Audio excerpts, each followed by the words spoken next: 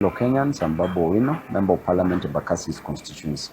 Today I want to talk about university education and how President William Ruto has failed Kenyans in matters education. The students who did their KCSE exams and are being admitted at different universities are around 800,000 students, of which the government's intention is only to sponsor 45,000 students, which means that over 750,000 students will not be sponsored.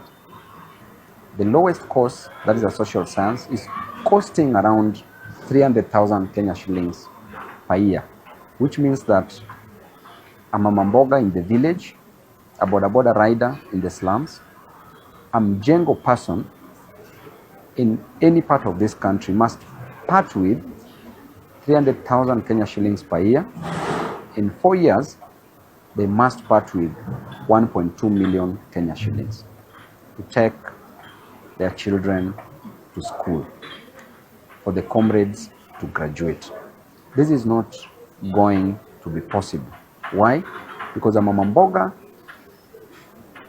on an average only gets around 200 shillings per day, or even 100 shillings. On a good day, 200 shillings. How long will you accumulate 200 shillings to get 1.2 million if you're doing a social science? Meanwhile, if you're doing a science subject, a science course like medicine, then you must part with 600,000 per year.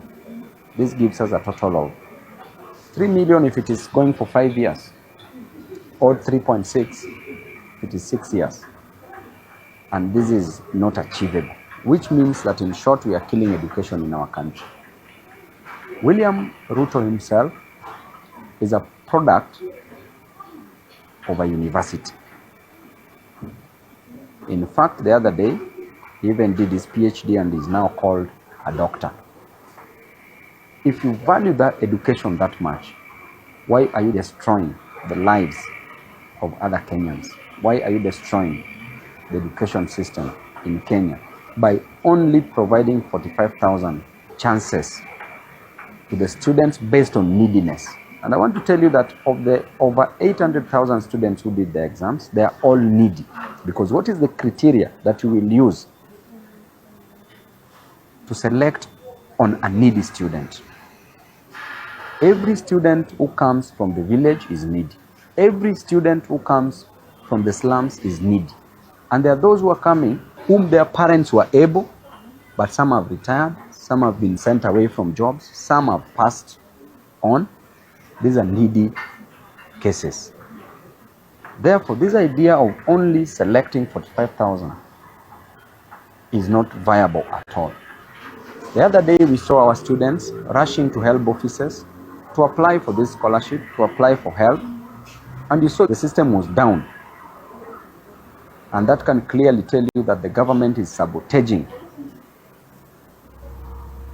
the education in our country. During elections, you don't hear of the systems being down.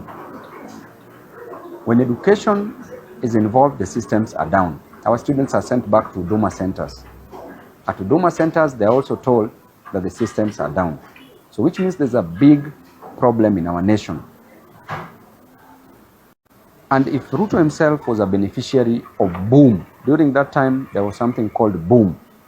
This boom was a grant. The students were not repaying it in terms of a loan because it wasn't a loan.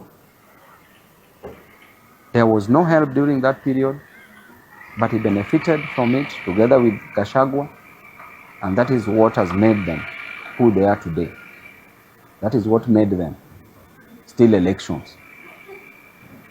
And I can tell you guys clearly that you need to sober up. You need to bring this house in order. You must recognize these children, and you must know that it is only education that will salvage these students from the bondage of poverty, from the shackles of poverty.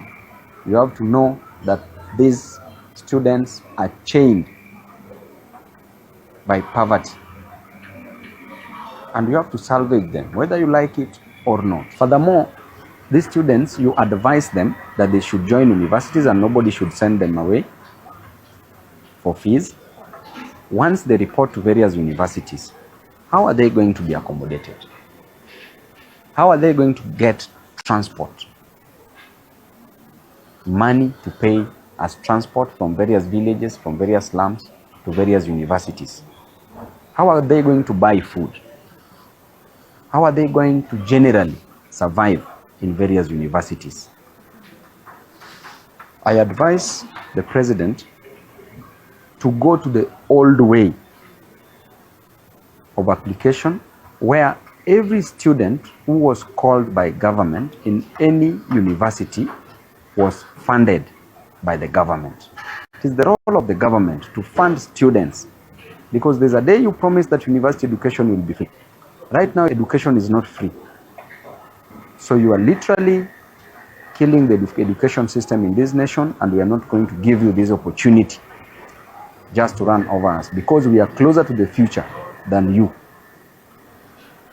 You only have a few years to leave office, but we are still here, and we will not allow you to destroy this nation under our watch.